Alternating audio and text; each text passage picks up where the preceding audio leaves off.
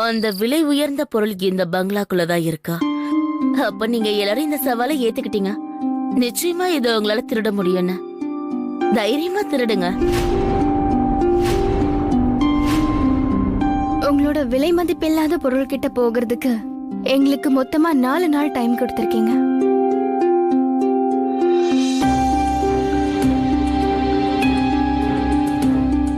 உங்களுக்கு ஒரு விஷயம் தோணலையா? உங்களோட அந்த விலை மதிப்பில்லாத பொருள் கிட்ட நாங்க போகிறதுக்கு எங்களுக்கு ரொம்ப அதிகமான நேரத்தை நீங்க கொடுத்திருக்கீங்கன்னு? நீங்க இந்த அளவுக்கு தப்பான முடிவை எடுத்தீங்க? 4 நாளைக்குள்ள நாங்க அந்த பொருள் கிட்ட போக முடியாதுன்னு எப்படி நினைச்சீங்க?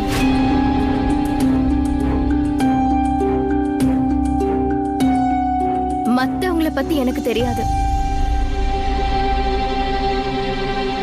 ஆனா நான் 48 மணி நேரத்துக்குள்ள உங்களோட அந்த விலை மதிப்பில்லாத பொருளை எடுத்துக்கிட்டு இந்த இடத்தை விட்டு தப்பிச்சு போயிடுவேன்.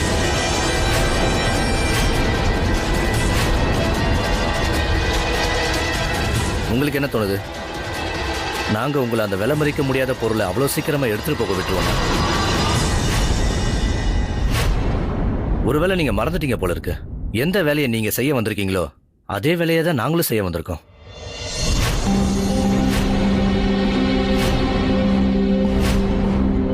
நீங்க இங்க எதுக்காக வந்திருக்கீங்க, என்ன செய்ய வந்திருக்கீங்கன்னு நான் தெரிஞ்சுக்க வேண்டிய அவசியம் இல்லை. அதை நான் தெரிஞ்சுக்கவும் விரும்பல. ஆனா ஒண்ணு, நான் இங்க என்ன செய்யணும், எப்ப செய்யணும்னு எனக்கு ரொம்ப நல்லாவே தெரியும்.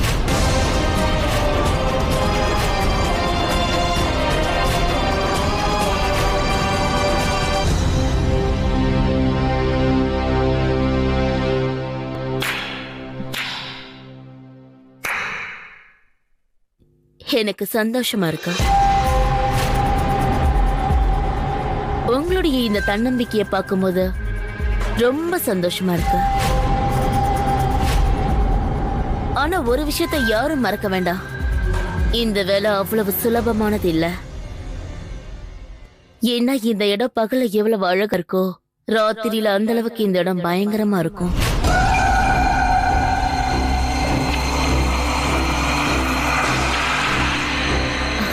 இல்ல இல்ல, இத உங்களை பயமுறுத்துறதுக்காக நான் சொல்லல.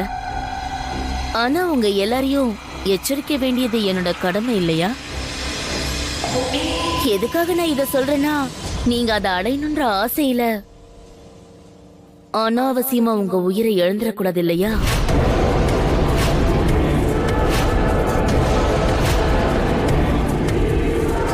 இது ஒரு அருமையான தருணம். நான் கடவுள்கிட்ட இததான் வேண்டிக்கிறேன். நீங்க எல்லாருமே ராத்திரி நிம்மதியா தூங்கணும்னு.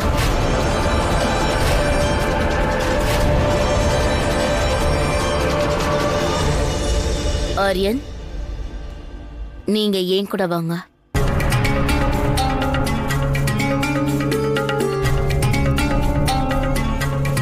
போலாமா?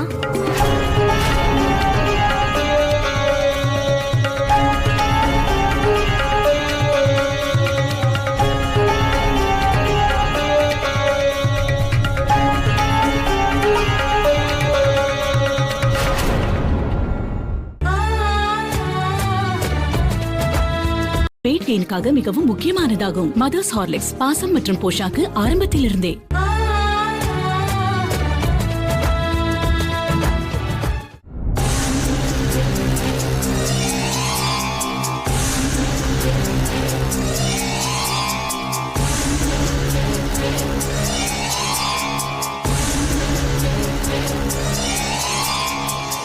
இங்க பாரு ராஜ்வீர், நாம பரத்வாஜ் குடும்பத்தை எந்த அளவுக்கு பழி வாங்கணும்னு நினைச்சோமோ, அவங்களை எந்த அளவுக்கு அசிங்கப்படுத்தணும்னு நினைச்சோமோ அந்த மாதிரி பண்ணிட்டோம். இப்ப அவங்களோட ப்ராப்பர்ட்டி, பிசினஸ் எல்லாமே நம்ம கையில இருக்கு.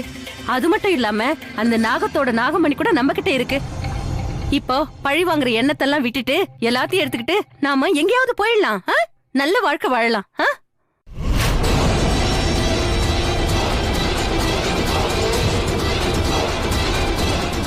இங்க பாருக்கண்ணா, எனக்கு தெரியும் உன்னால இந்த விஷயத்தை ஏத்துக்க முடியாதுன்னு. நிஜமாவே சொல்றேன், எனக்கு அந்த அக்கா தங்கச்சிங்களை பத்தி ரொம்ப நல்லாவே தெரியும். ஒரு தடவை யாரையாவது பழி வாங்கணும்னு நினைச்சிட்டாங்கன்னா அதுக்கப்புறம் அவங்கள பழி வாங்கியே தீருவாங்க. நானே பாத்திருக்கேன். குடும்பத்துக்காக, இந்த குடும்பத்துல உள்ளவங்களுக்காக அவங்க உயிரை கூட பணையம் வச்சிருக்காங்க. இந்த தடவை நாம டைரக்டா சீமாவையே தாக்கி இருக்கோம். அவங்க 2 பேரும் கொதிச்சு போயிருப்பாங்க. கண்டிப்பா நம்மள விட மாட்டாங்க. அதனாலதான் சொல்றேன், எல்லா பொருளையும் எடுத்துக்கிட்டு நாம இங்க இருந்து போயிடலாம். இப்ப நான் இங்க இருந்து போறதுக்கான கேள்வியே இல்ல.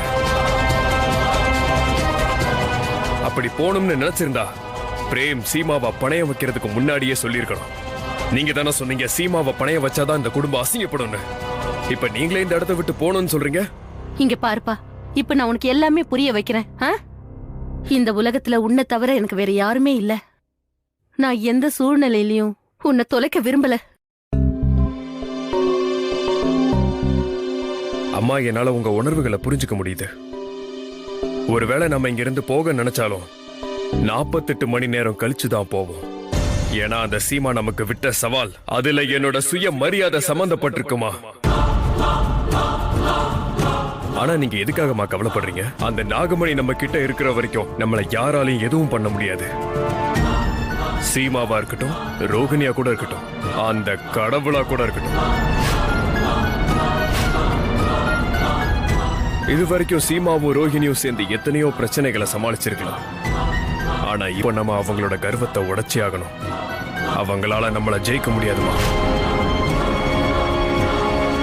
ஆனா ஒன்ன மட்டும் உறுதியா சொல்றேன், சீமாவை கண்டிப்பா நான் அடைஞ்சே தீருவேன்.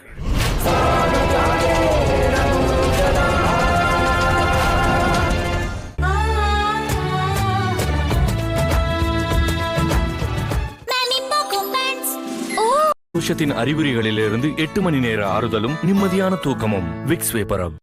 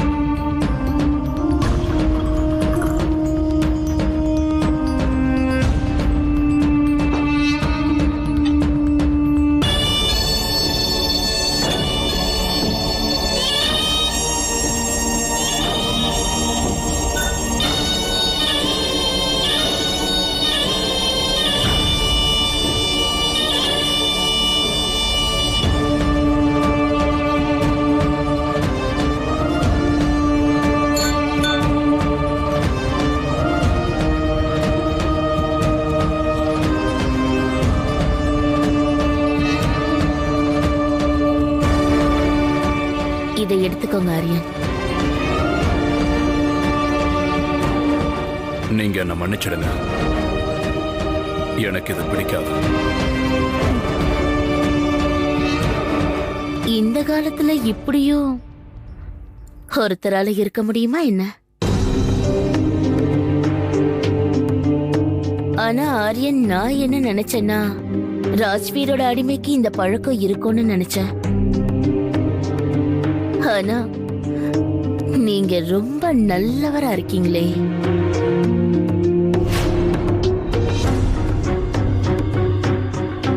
சரி, அதெல்லாம் விடுங்க. ஆரியன், உங்களுக்கு இப்ப என்ன தோணுது? இந்த 4 பேர்ல யார் வெற்றி அடைவாங்க? ஜெயிக்க போறது அந்த பொண்ணுதான். 48 மணி நேரத்துல அந்த வேலையை செஞ்சு முடிக்கிறேன்னு சொல்லியிருக்கேன்.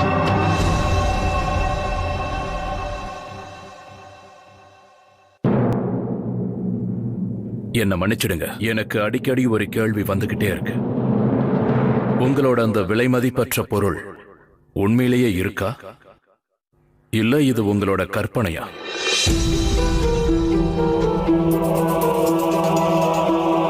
அந்த விலை மதிப்பற்ற பொருள் இந்த பங்களாவுல நிச்சயமா இருக்கா, இல்ல நீங்க அந்த 4 பேர் உயிர் கூட விளையாடுறத பார்க்க ஆசைப்படுறீங்களா?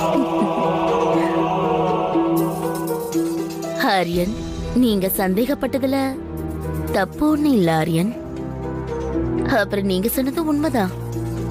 அந்த விலை மதிக்க முடியாத பொருள் இந்த பங்களால தான் இருக்கா.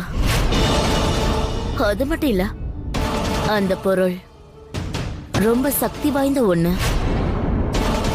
அதனாலதான் அந்த பொருள் யார் கைக்கு கிடைக்குதோ அவங்க இந்த உலகத்தையே அரசாள்வாங்க.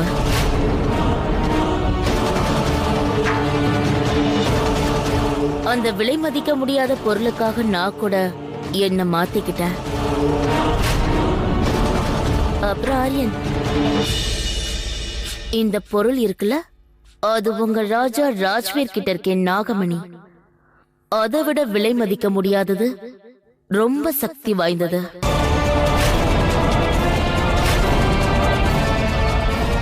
நானும் ரோகிணியும் யோசிச்சது சரிதான். இந்த பொருளை அடைஞ்சதுக்கு அப்புறம் எங்களால எங்க குடும்பத்தை ராஜ்வீர் கிட்ட இருந்து காப்பாற்ற முடியும். ராத்திரி ரொம்ப நேரம் ஆயிடுச்சு, நான் இங்கிருந்து கிளம்பணும். அதேதான் நானும் சொல்றேன் ஆரியன். ஏன்னா இந்த பங்களா ராத்திரி நேரத்துல ரொம்ப ரொம்ப ஆபத்து நிறைஞ்சதா இருக்கும். அதனால ஏன் கூட இங்கேயே தங்கிடுங்க. ஆரியன் ஆபத்துக்கு பயப்பட மாட்டான், ஆபத்து தான் ஆரியனை பார்த்து பயப்படும். Good night.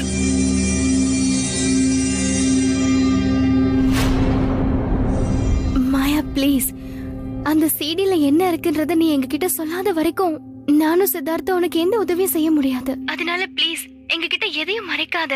அதுல என்ன இருக்குன்னு சொல்லு மாயா.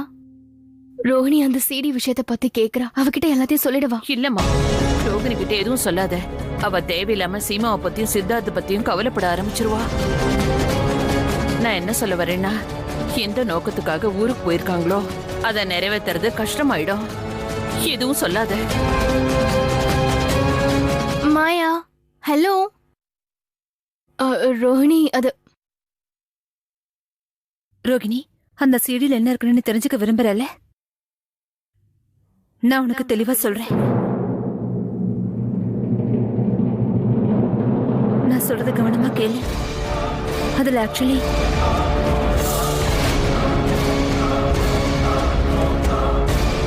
பிரேம் இந்த போட்டியில ஜெயிக்கணுங்கிறதுக்காக சீமாவை பணைய வச்சு தோத்துட்டான்.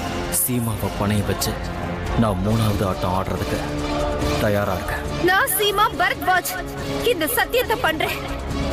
அடுத்த 48 மணி நேரத்துக்குள்ள உங்களோட இந்த கேவலமான விளையாட்டுக்கு நான் ஒரு முடிவு கட்டியே தீருவேன். இந்த சீடிக்குள்ள உன் புருஷன் பேசின விஷயங்கள் எல்லாம் இருக்கு.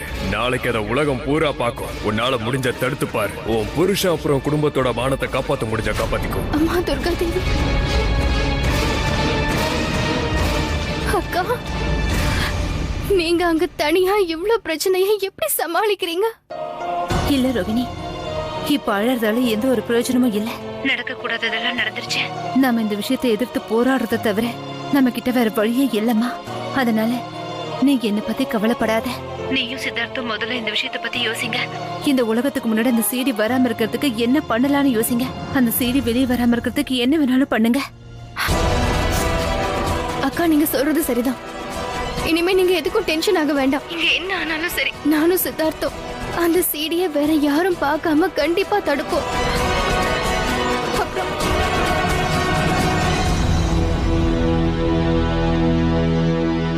அக்கா, ஒரு ஐடியா இருக்கு. என்ன?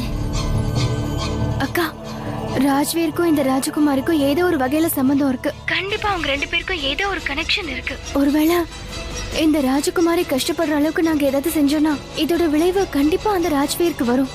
அப்புறம் கண்டிப்பா அந்த சீடி வெளியே வராம நம்மளால தடுக்க முடியும், இல்லையா? ஆமா, ஆனா ரோகிணி ஒரு விஷயத்தை நல்லா ஞாபகம் வச்சுக்கோ. நாம அழவே கூடாது. நாம நம்ம எதிரிகளை நிச்சயமா ரத்த கண்ணீர் சிந்த வைக்கணும் ரோகிணி. அது மட்டும் இல்லாம அந்த ராஜ்வீரை நாம எப்படியாவது தோக்கடிச்சே தீரணும். ஆமாக்கா. ஜெய் துர்கா தேவி. ஆமாமா சீமா, ரோகிணிக்கு எல்லாத்தையும் சொல்ல வேண்டிய அவசியம் என்ன இருக்கு? அவளும் சித்தார்த்தும் தேவையில்லாம கவலைப்பட இல்ல போறாங்க. பெரியத்த, இப்ப நேரம் வந்துருச்சு. யார்கிட்டயும் எதையும் மறைக்க கூடாது. அதுதான் இப்போ நமக்கு நல்லது. ஏன்னா எல்லாரும் ஒன்னா சேர்ந்தாதான் இதுல நம்ம ஜெயிக்க முடியும் பெரியத்த. பெரியத்த, நம்ம உறவுகள் கிட்ட எதையுமே எப்பவும் மறைக்க கூடாது. அப்புறம் நம்ம எல்லாரும் ஒன்னா சேர்ந்துதான் இந்த வெற்றி அடைய முடியும்.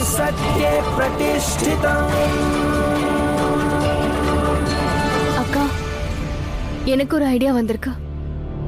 இதனால நாம அந்த சீடிய மக்கள் முன்னாடி வரவிடாம தடுக்க முடியும். என்ன ஐடியா? கொஞ்ச நேரத்துல ராஜ்வேரும் சின்ன பாட்டியும் நல்லா தூங்கிடுவாங்க. அதுக்கப்புறம் அந்த சீடிய திருட நம்ம முயற்சி பண்ணலாம். இந்த யோசனையும் நல்லாதான் இருக்கு மாயா. பெரியத்த, ரொம்ப லேட் ஆயிடுச்சு. நீங்க போய் முதல்ல நிம்மதியா தூங்குங்க. என்ன செய்யணுமோ அதை நானும் மாயாவும் பாத்துக்கிறோம். அம்மாடி சீமா, நீங்க 2 பேரும் இப்படி கஷ்டத்துல இருக்கும்போது என்னால எப்படி தூங்க முடியும்? பெரியத்த, ப்ளீஸ். நீங்க ரொம்ப நேரம் தூங்காம முழிச்சிருந்தீங்கன்னா அப்புறம் உங்களுக்கு உடம்பு சரியில்லாம போயிடும். ஒருவேளை எங்களுக்கு உங்க உதவி தேவைப்பட்டுச்சுன்னா அப்ப நிச்சயமா நாங்க வந்து எழுப்புறோம். இப்ப போய் நீங்க தூங்குங்க ப்ளீஸ். ஆமா, நீங்க போய் தூங்குங்க. ஆமாம்மா, என்ன செஞ்சாலும் யோசிச்சு செய்யுங்கம்மா. சரி, வாங்க.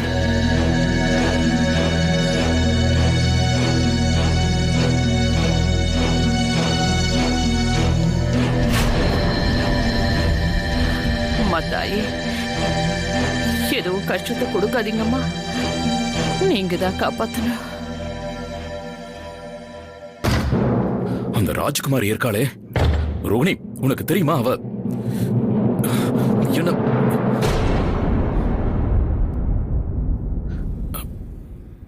ரோகிணி, என் மேல எந்த தப்பும் இல்ல.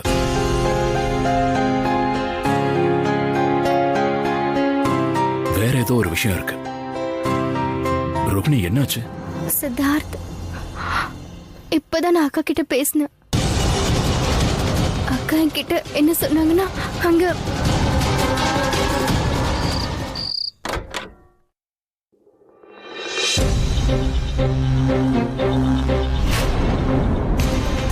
இந்த ராத்திரி நேரத்துல பிரேம் எங்க போயிட்டாரு? முதல்ல ராஜ்வீரோட சூழ்ச்சியால பிரேம் ஒரு தப்பான முடிவு எடுத்துட்டாரு. ஒருவேளை இப்ப மறுபடியும் அவரு கோவத்துல தப்பான முடிவு ஏதாவது எடுத்துட்டாருன்னா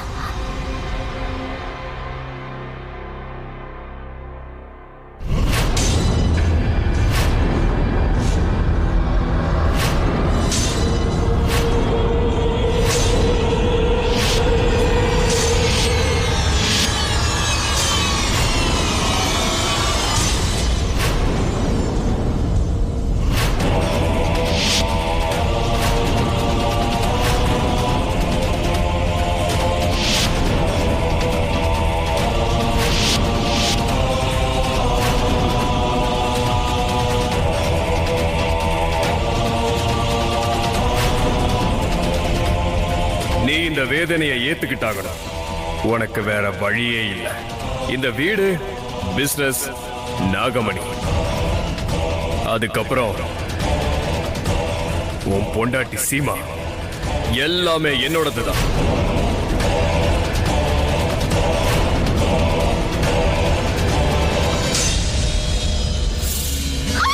ராஜ்வீர்,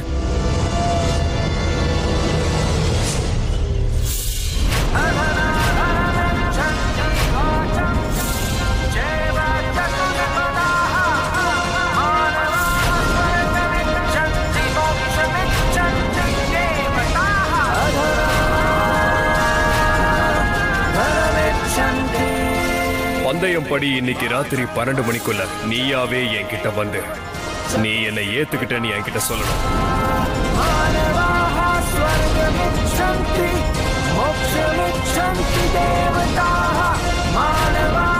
இந்த சீடிக்குள்ள உன் புருஷன் பேசின விஷயங்கள் எல்லாமே இருக்கு. அத உலகம் பூரா நாளைக்கு பார்க்கும். உன்னால முடிஞ்சா தடுத்துக்கோ சீமா. உன் புருஷன் அப்புறம் குடும்பத்தோட மானத்தை முடிஞ்சா காப்பாத்திக்கோ.